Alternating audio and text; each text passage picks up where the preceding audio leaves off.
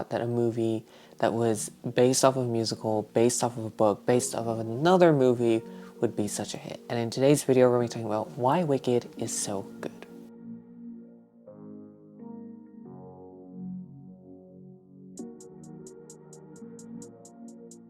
Now, before we dive into today's review, I just have to issue a spoiler warning. So if you haven't seen, Wicked the movie, this will all be spoiled in this video. So pause this video, go watch it, and come back.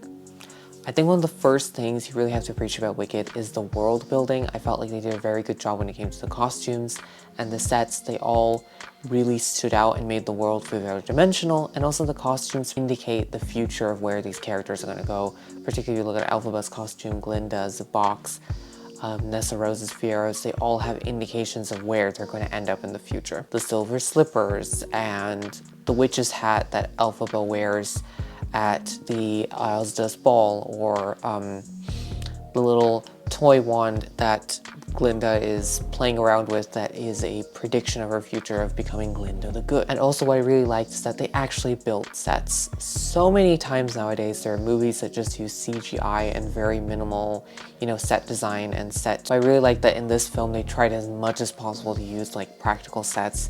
They built the entire Munchkin village. They made sure that every detail matched with the source material and ensured that the film is good. And I think another thing that really lent to the sets and the design and the costumes was the acting.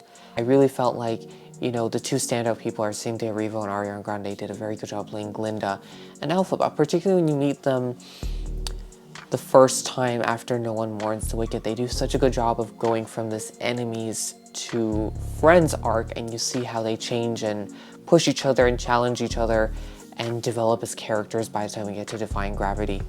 And I really liked the idea that they're both in such contrasting colors like pink and green. And then what I really liked was that there was this one line that Glinda says, and she says, you know what, pink and green go well together. But I liked that this line really reflected their relationship and really reflected that comfort that they have with each other. And then of course, that friendship plus Fiero, you can see how Fiero interacts differently between Elphaba and Glinda, and the connection and the love triangle that is there was very well played. And I think Jonathan Bailey did a great job of playing this carefree person on the outside, but on the inside there's something else going on. And also what I really liked in this movie is that this movie really showed how much suffering Elphaba went through. There were moments in this movie where I was just like, oh god, am I gonna cry watching this? Because you feel so bad for her. You feel bad about mistreated she is just because her skin is like literally a different color, like it's green.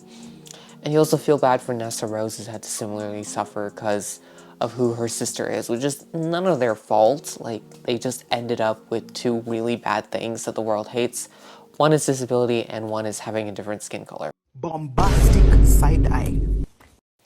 But what I also liked is that not only did she have all these moments of suffering, but then when you have the turning, when she finally gets to go to the Emerald City, and how everybody starts to love her and how she starts to feel more confident, more comfortable in her life. And then it all flips back to the other side when she is declared the public enemy for discovering the truth and the real reasoning as to what is happening with the animals and their suffering, which I think was also a really good element, that they had these two storylines going on at the same time. You have Elphaba's whole arc, and then you have the animals being oppressed and suffering story, and how those two weld together very well because of her background, and how the only people who've shown her kindness were literal animals and not her own parents. And I think this all lent itself to making a film that is just so good. I have to mention the musical sequences.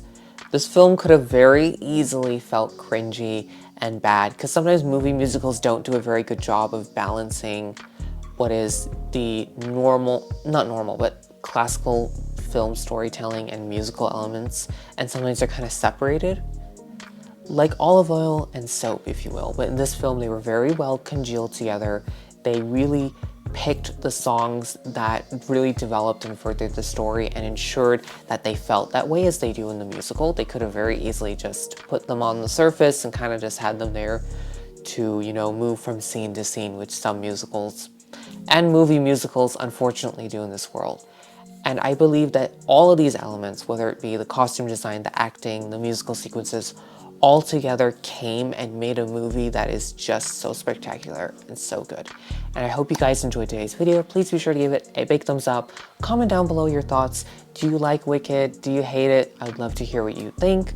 And please be sure to subscribe to the channel for more film-related content like this, and to ring the bell to be notified whenever I upload, which is every second Friday. And I'll see you guys in the next video. Bye!